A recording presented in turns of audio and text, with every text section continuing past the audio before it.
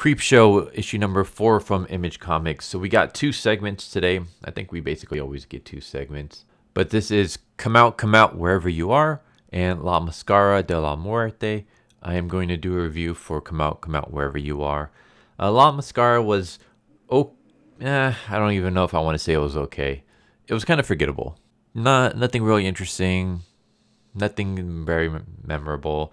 Come Out Wherever You Are, on the other hand, was kind of interesting in the sense that it basically told the story of Stand By Me meets Stranger Things, but made it more realistic. So basically we have 4 friends, 3 guys and a girl, and they come across this dead body in the woods, and they see bite marks on its neck, and it looks like it's been drained of blood, and they realize that it's vampires. And one night, our main character, the female character, is looking out her window when she sees this old woman get grabbed by a vampire and taken into the woods.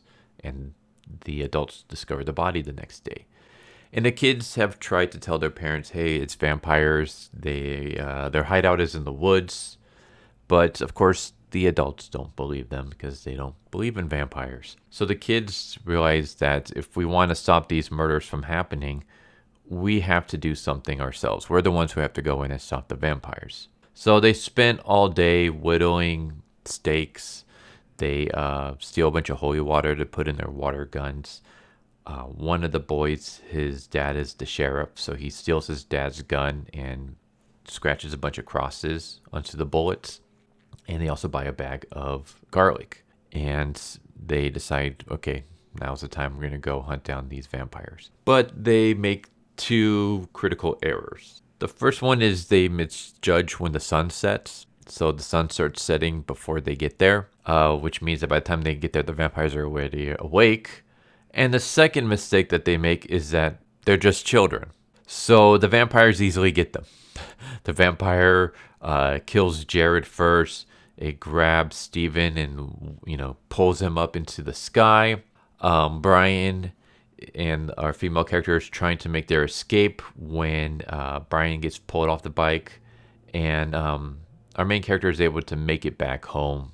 But the vampires follow her and they stand outside. They can't get inside without an invitation. But yeah, so this is where I say the realistic part comes in.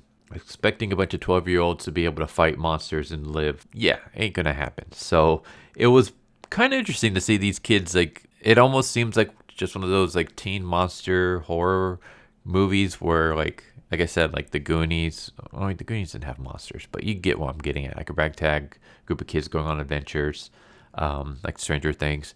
Only here, the monsters just easily kill all the kids except for one.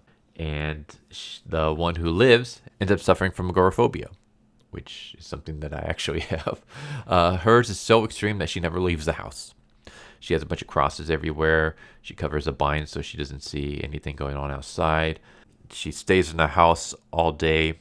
We see her eventually. Now she's an adult. She still stays in her parents' house. Her mom's dead, so it's just her. She has garlic on the doors, and she has gone fatter.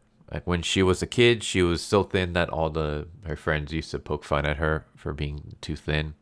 And now, because she's inside the house all the time, she's just gone overweight. She's become big. It's been 25 years since this happened. And she starts believing that maybe they're finally gone. There's no more knocks on the doors, no more staring at me from out the windows. The murderers have kind of dipped out. No, there's no more of them. She believes that maybe they brought on too much attention by killing the sheriff's son, and that they probably either died or they decided to move away. But she's proud of herself. She's like, they finally went away. I'm free. And that's when a note gets slipped under her door. And she looks at the note, and it says, Nancy, we were just waiting until you were big enough to eat. And outside are a bunch of vampires, including her friends who are now vampires. So I was like, all right, that was pretty good. I like that twist. This was a good story. Artwork's not that bad. So yeah, overall, I enjoyed the first half of this issue. Second half was kind of lame. And it sucks because it's a wrestling story. It's anyone who's been on this channel will know that I love wrestling. So I was expecting, something good.